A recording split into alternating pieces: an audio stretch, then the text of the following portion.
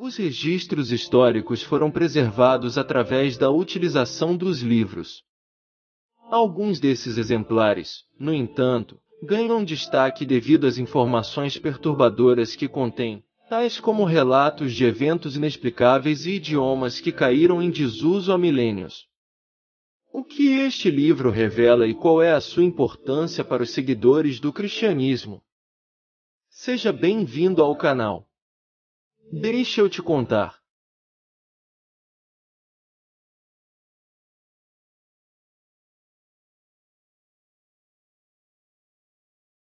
Ao longo dos séculos, os cristãos têm sido familiarizados com os relatos bíblicos, transmitidos através da tradição oral e da leitura da Bíblia Sagrada. Esta coleção de escrituras, composta pelo Antigo e Novo Testamento, conta histórias que afirmam a existência de Jesus e suas experiências enquanto caminhava sobre a terra. Embora existam pequenas diferenças entre os textos e os autores, essas variações não invalidam os testamentos presentes na Bíblia. No entanto, uma descoberta recente tem provocado um interesse significativo entre os cristãos em todo o mundo. Trata-se de um antigo manuscrito, datado de cerca de 2000 anos atrás, que apresenta uma narrativa alternativa, particularmente chocante por afirmar que Jesus não foi crucificado. Esse manuscrito não é exatamente uma Bíblia, mas sim um livro atribuído a São Barnabé, um colaborador próximo do apóstolo Paulo. A descoberta aconteceu quando um grupo de ladrões de antiguidades foi preso ao tentar roubar e contrabandear a Bíblia, juntamente com outros tesouros de valor inestimável, avaliados em milhões de dólares.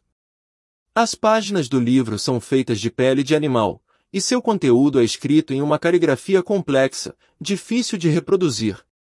O texto está escrito em siríaco, um dialeto aramaico que era a língua nativa de Jesus. Estudiosos que examinaram o manuscrito afirmam que ele possui entre 15 e 2000 anos de idade, com a possibilidade de ser ainda mais antigo. No entanto, o conteúdo do livro é surpreendente e desafia a narrativa tradicionalmente aceita. O Evangelho de Barnabé contradiz a história contada na Bíblia Sagrada que é amplamente conhecida. Afirma que, em vez de Jesus, foi Judas quem foi crucificado, e que Jesus ascendeu aos céus enquanto ainda estava vivo. Além disso, outra parte do livro questiona a divindade de Jesus, retratando-o apenas como um profeta que transmitiu a palavra de Deus. O livro também acusa o apóstolo Paulo de ser um impostor. Essa descoberta tem gerado um intenso debate entre estudiosos bíblicos e historiadores.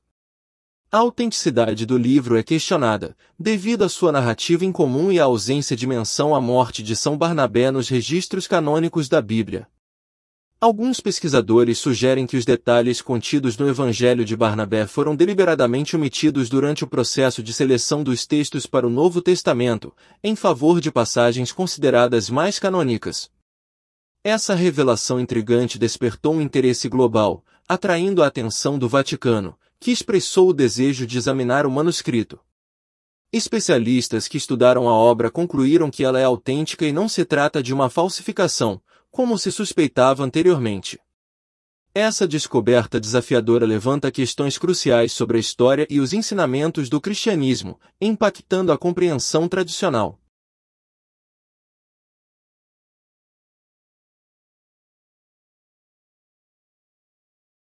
O Evangelho de Tomé é uma escritura cristã primitiva que tem despertado grande fascínio nos leitores modernos. Diferente do conceito tradicional de cristianismo, este evangelho apresenta uma visão surpreendente e radical, que ressoa com buscadores espirituais independentes, sejam eles cristãos ou não. Composto por 114 ditos atribuídos a Jesus, o Evangelho de Tomé difere dos evangelhos canônicos do Novo Testamento, apresentando algumas variações de palavras encontradas nos evangelhos de Mateus, Marcos e Lucas. O nome Tomé é crucial para a compreensão do Evangelho, já que a Escritura retrata Tomé como gêmeo de Jesus, alguém que alcançou semelhança espiritual com ele. Essa semelhança é obtida por meio da gnose, a compreensão mística e experiencial da realidade espiritual e da natureza última do eu. O Evangelho de Tomé enfatiza que a gnose não pode ser transmitida em palavras, e Jesus utiliza ditos enigmáticos para direcionar seus discípulos na busca por entendimento. O conceito da segunda vinda e do reino de Deus é abordado de forma diferente neste evangelho, enfatizando que o reino de Deus está presente dentro e ao redor de cada indivíduo, acessível àqueles que adquirem a gnose. Acredita-se que o Evangelho de Tomé tenha sido escrito entre o final do primeiro e o início do segundo século, e embora contenha material mais antigo, não se baseia nos evangelhos canônicos do Novo Testamento. Apesar de não ser amplamente conhecido, o Evangelho foi mencionado e citado por escritores cristãos primitivos, indicando sua popularidade na antiguidade. Hoje, existem duas cópias do Evangelho de Tomé, uma versão fragmentada em grego e uma tradução copta quase completa da biblioteca de Nag Hammadi.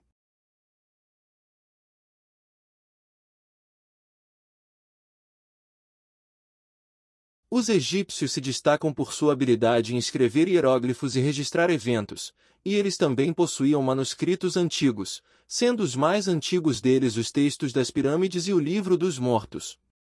Esses textos consistem em uma coleção de encantamentos e cerimônias religiosas relacionadas à morte e à vida após a morte.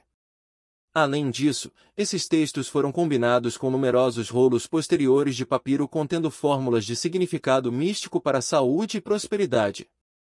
No entanto, também há maldições direcionadas aos inimigos do praticante.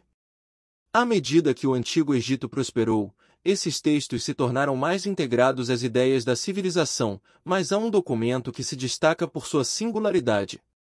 Este suposto documento é o Manual Egípcio de Ritual de Poder, um livro mágico que se diz conter os segredos de uma seita cristã perdida. O Manual de Ritual de Poder é um pergaminho de 20 páginas escrito em copta, uma língua greco-egípcia inventada no século II a.C. Ele apresenta diversos encantamentos e maldições que não são encontrados em nenhum outro livro anterior. No entanto, a obra presta homenagem a uma figura central misteriosa chamada Bactiota, reconhecido como o grande senhor das 49 espécies de serpentes no manual, uma característica única que não é encontrada em nenhuma outra obra.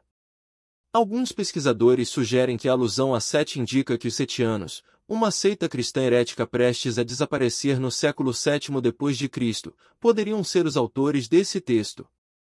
No entanto, essa explicação não aborda o significado de Bactiota ou a incomum mistura de tradições cristãs e ocultas presentes no livro.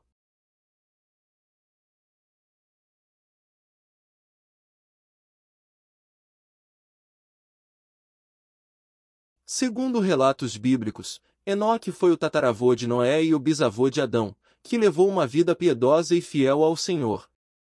Ele também se tornou o pai de Matusalém, que deteve o recorde de longevidade. Durante seus mais de 3 séculos na Terra, ele teve vários filhos. O livro de Enoque é composto por várias obras monumentais distintas, que abordam conceitos significativos como recompensas, punições, o fim do mundo e o julgamento final.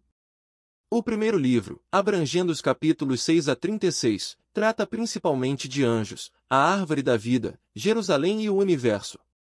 O livro do Vigia narra a história dos anjos caídos mencionados em Gênesis 6, 1-4, que seduziram mulheres, geraram os nefilins e ensinaram conhecimento proibido à humanidade, culminando no grande dilúvio e sua destruição.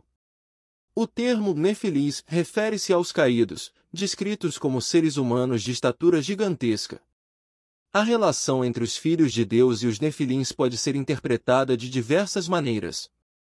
Alguns acreditam que os filhos de Deus eram anjos caídos e que os nefilins eram seus descendentes nascidos de uniões com mulheres humanas. Essa visão é mencionada no primeiro livro de Enoque, uma fonte judaica não canônica, e ainda é amplamente sustentada. Os nefilins também são mencionados como gigantes no primeiro livro de Enoque, o que parece indicar que eram pessoas de tamanho extraordinário.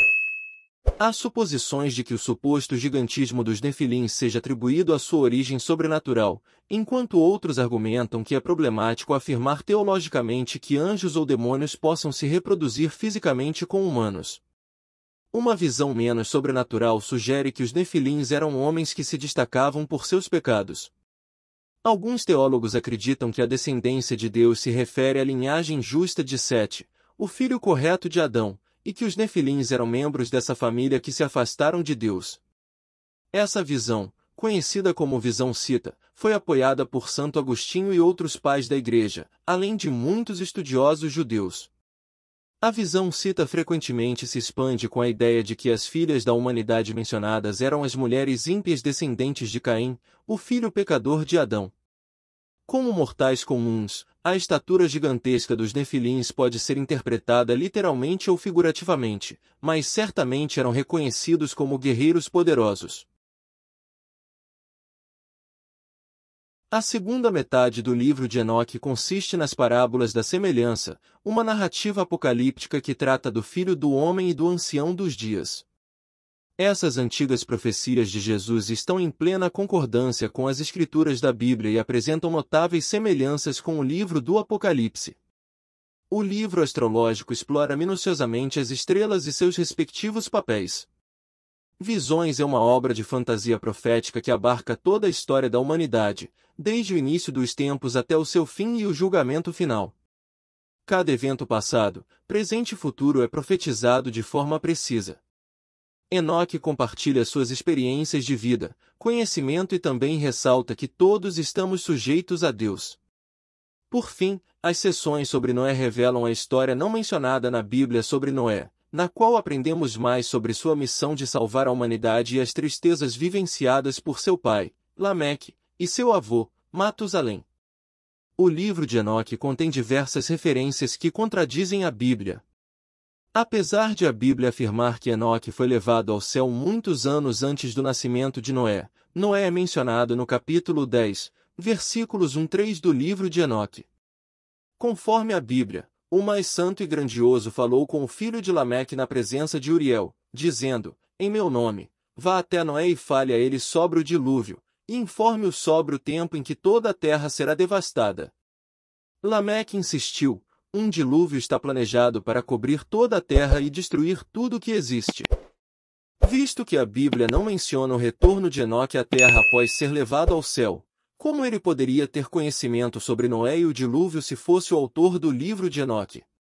No capítulo 10, versículos 8-9 do livro de Enoque, Deus atribui toda a corrupção na terra a um demônio chamado Azazel, afirmando que toda a terra foi contaminada pelas atividades que Azazel ensinou, levando à prática de todo tipo de maldade. A Bíblia não menciona a existência de demônios adicionais além de Lúcifer, também conhecido como Satanás ou o Diabo. Gostou do vídeo? Deixe o like, inscreva-se no canal e ative o sininho.